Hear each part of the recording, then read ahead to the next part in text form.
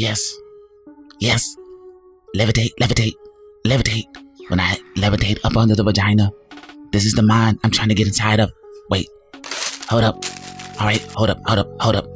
So many bitches are mad at me because I didn't write bad and bougie, but only on bad and bougie when they're just talking about ass and coochie. Ass and coochie.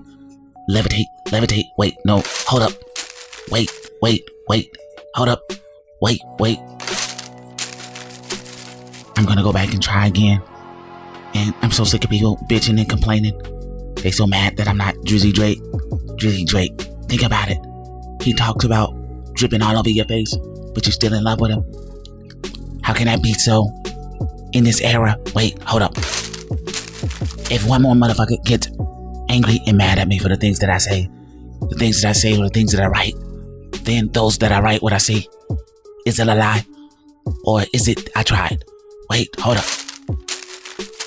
Then got another classic right back. Then I quit. Hold up, wait. Again, if I wrote bad and bougie, would you be proud? Would you say it's love? Or what would you say?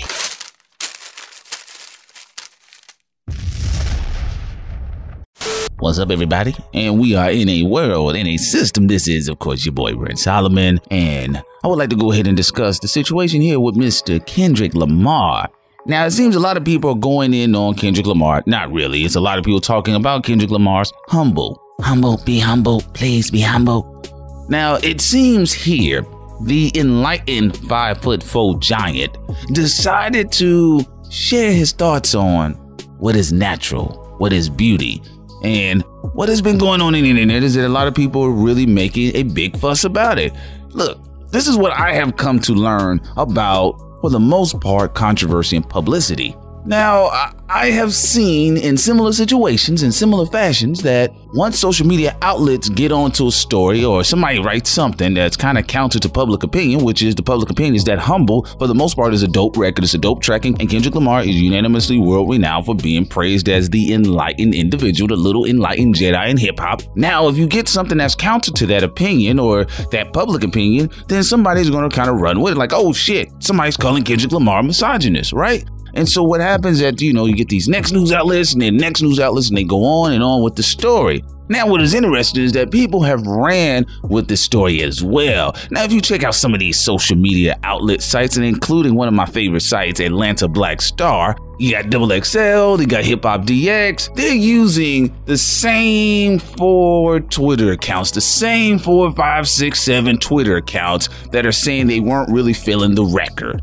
Even one lady said, I prefer my misogynism over trap beats, right? So what's happening now is becoming the topic of discussion. So it's becoming its own storm, right? It's kind of like a self-fulfilled prophecy. Now, here's my thing about it. I mean, you're going to have people that always have these weird and arbitrary opinions, and opinions is everywhere. Everybody has an opinion. It's no different. I mean, that's what it is. It is what it is. But what I find is, definitely interesting is that for the most part, everybody's laughing about it. Again, within public opinion, even when people are discussing this situation in context, they're saying, wow, this is crazy. This is remedial. What is really going on here? Are you serious? I mean, you guys was just jamming to Bad and Bougie. There was no outcry there. And then on the flip side, now you have men and women, for the most part, that are saying they enjoyed the record. In fact, if you get on YouTube itself, or if you go online, you have women talking about they enjoyed the record. I mean, you have so many people that said they like that aspect where Kendrick Lamar said, I want to see more stretch marks. I'm stretch marks. So he talked about stretch marks. That's what he wanted to see. And there's no problem with it. I think for the most part, it is an interesting stance in this social media age, in this Instagram model age, shawty, in all of this fakery, right? You have women that are dying from butt shots, ass injections, right? Malfunctioning, malpractice, right? They just had one lady that was working with BET. She somehow was an affiliate BET member. She just died from an ass shot, ass injection. So I find it very funny that we're not using that to kind of swing over into the fact that, yes, a lot of these women are feeling pressure to adhere to an impossible alien body standard. right? I mean, Kendrick Lamar, what he said was the blunt truth. And to be honest with a lot of people out there, there are a lot of men that are feeling the same way. Look, the bubble butts and all that, it just got really crazy after a while. Something that happened, and you had these women that are dying on the table, having health issues. Again, surgery malfunction, surgery malpractice, medical malpractice lawsuits, people just dropping dead, coming off the table. So I find it very interesting that that's not necessarily being the topic of discussion here. Why are we not discussing that? Instead of some random phantom Twitter accounts that, again, with each social media outlet site, with each website, they keep posting the same 7 or 8 Twitter heads that are talking about they didn't like the track. Why are we not talking about the fact that there is a reason for Kendrick Lamar saying, I'm tired of the Photoshop, I'm tired of the fakery, and in the most part, I'm tired of the ass shots, because that's incorporated into that as well, right? I just want to see some regular ass stretch marks, right? Why isn't that not being the topic of conversation? Don't you think that's a little strange? That's a little bit peculiar? Really? I find it very strange, folks. It seems like our attention is being diverted from a real possible legit discussion. I mean, you know what this reminds me of? Think about this. Think about it, please, in its proper context, in the mind, as we travel in time. This reminds me of when Lupe Fiasco did Bitch Bad. Oh my goodness. Oh my goodness, a beautiful record. As Dr. Cornel West would say, my brothers and sisters, it is going down. That was a gorgeous record, right? The message was just so fluid, and it was so much of heart, and it just had so much of in-depth courage and concept, and just the fact that Lupe said, you know, I'm going to put this out there. And oh my God, the video itself, still hands down one of the best hip hop videos, inspired by one of my favorite movies, Bamboozled, right? It was definitely one of the best hip hop videos I had seen in a long ass time, right? And I love that song, right? So Lupe Fiasco recorded the song Bitch Bad, which was basically supposed to open up the conversation and the dialogue for what is taking place with young black women in America, especially in the video when he touched on a little bit more the nuanced concept with the children, the fakery within hip hop, the hyper materialism, a lot of those aspects, that things that are prided within hip hop, but what's not really touched on the back end. Why are these things labeled a success? Why do people behave in a particular manner? Why is there so much of a braggadocious, fragile, egotistical culture festering within hip hop, along with the hyper misogyny? All right. Why is this taking place? And I thought the video eloquently captured the message of the song, right? It was dope. I was like, oh shit, damn, Lupe Fiasco, give this motherfucker an Oscar, because it is going down, right? But guess what? Because we live in this hypersensitive, overly simplified society of narcissistic, pseudo-intellectual motherfuckers, Lupe Fiasco, the man himself, Mr. Skateboard, Mr. Kick Push, Mr. I just want to play my fucking video games and carry my goddamn samurai sword around, he caught a lot of hell for that track. People like Ms. Megan Murphy, she basically roasted him in an article. People dealing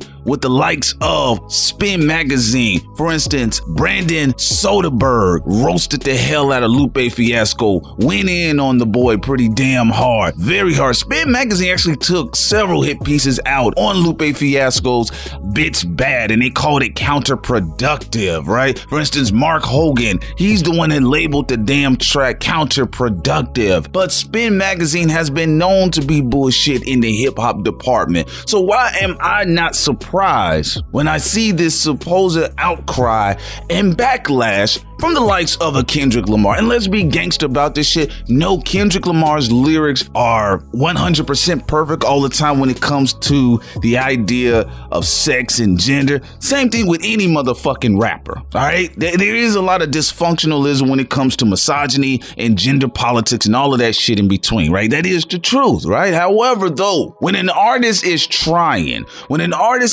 to showcase a particular issue, especially in regards to women, and they do it in an artistic fashion, for the most part, that evokes conversations of honesty, being able to look inward with ourselves as not only consumers, but especially as men and women, then that is an honest approach. And this is the thing I find very interesting about these conversation pieces, is that out of nowhere, these crusty, dusty motherfuckers, again, pseudo-intellectuals that are into specifically gender politics, usually liberals, I'm just being real with you, usually liberals that are out of touch, out of sync with what is truly the spirit of hip-hop, the conscious spirit of hip-hop, as Public Enemy's Chuck D said himself, the people CNN, they always bring their dusty asses out of nowhere when a rapper that is of the conscious mindset, at least on the frequency more so than the other motherfuckers that are running around talking about bad and bougie all day, when they step into the spotlight and say, hey, look, I like to see women in their natural format, you know, stretch marks, I'll take your body, flawed or not, it's perfect to me, right? Or when Lupe Fiasco did Bitch Bad, all of a sudden these motherfuckers can come out of nowhere and basically blast the hell out of these men and throw them under the bus as if they're the worst people walking the planet. Meanwhile, on the other hand, you know, oh, the Migos are very diverse. The Migos, you know, what they're doing is unique. You know, what they're doing is brilliant. And don't get me wrong, the Migos got some dope jams, but let's be real. A lot of these so-called social critics have been very relaxed on the likes of a Kodak Black, on the likes of the Migos, on the likes of a Young Thugger, right? I saw one columnist try to say what Young Thug is doing is revolutionary, right? But they are extremely hard and very critical when it comes to likes of a Kendrick Lamar or Lupe Fiasco. That is one of the reasons why Lupe Fiasco don't do what he do as much as he used to do anymore. The motherfucker got tired of being overly criticized, overly analyzed. People always coming in his face with some bullshit. Lupe Fiasco, can I have a question here? What did you mean when you say bitch bad? And what was the purpose, the true intent of the message of the record? Because I think it's a bit off-kiltered. It's intellectually dishonest. Yeah, I'm like, you frog-faced motherfucker. Go back to having your goddamn bitch-ass Starbucks. But that's what we're dealing with. So, me thinking about it, what's taking place here with Kendrick Lamar, any sort of astute intellectual, especially that is able to be a sorcerer in the sense of evoking emotion, being able to use the power of word, the power of poetry, flowetry, if I want to drop one of my favorite groups in the midst of the conversation here, the way that Kendrick Lamar is able to touch people on a different level, a unique level, and the brilliance behind a lot of his works, the conceptual brilliance behind a lot of his pieces artistically, these types of people in this narcissistic pseudo-intellectual society are pariahs, because what they're bringing is content. Not a bunch of vagueness, all right? They're bringing content. They're here to hold up a mirror and say, look at yourself. Look at us. I'm looking at me. Kendrick Lamar, in the song itself, Humble, he talked about himself being a hypocrite. But what they want to do is focus on one particular bar, one particular line, one particular rhyme, and make this seem like the boy is the worst man walking the planet. And again, all of these shitty, crusty rappers walking around here talking all of this shit about bitches are bad and I nut in your face and introduce your slut to my wife. You don't hear any of these people taking these long editorial pieces out on these guys. When was the last time somebody took out a long ass editorial pieces on a Kodak Black? Now, one could argue and say, well, you know, Kodak Black doesn't have the same presence as, let's say, the likes of a Kendrick Lamar. Okay, well, then I'll go back even further. Right around the same time, you still have 50 Cent running around. Okay, I didn't see nowhere near as many so-called pseudo-intellectual columnists, liberal motherfuckers, taking out these long editorial pieces against 50 Cent. In fact, a lot of them were saying he needs to be showcased in society to show the ills and the faults of society. But, you know, again, a black man that's taking his time to break some shit down to give you some real shit will always be a pariah. Again, what is happening here with Kendrick Lamar is no different than what Lupe Fiasco went through when he did Bitch Bad. Again, which is an incredible song and concept, and I bring up his track only because there's a correlation that I've always seen growing up when it comes to certain types of rappers that will always catch hell.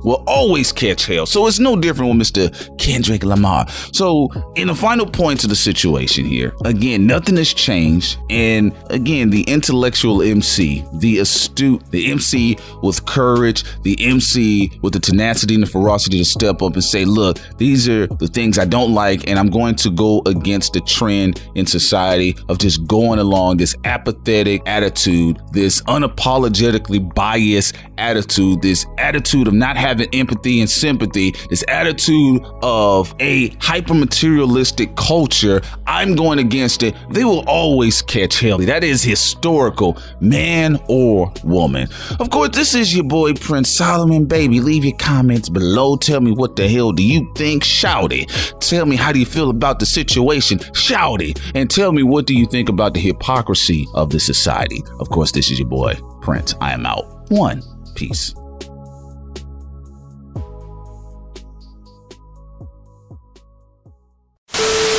Speak your speech, nigga. Speak your speech, nigga. Speak your speech.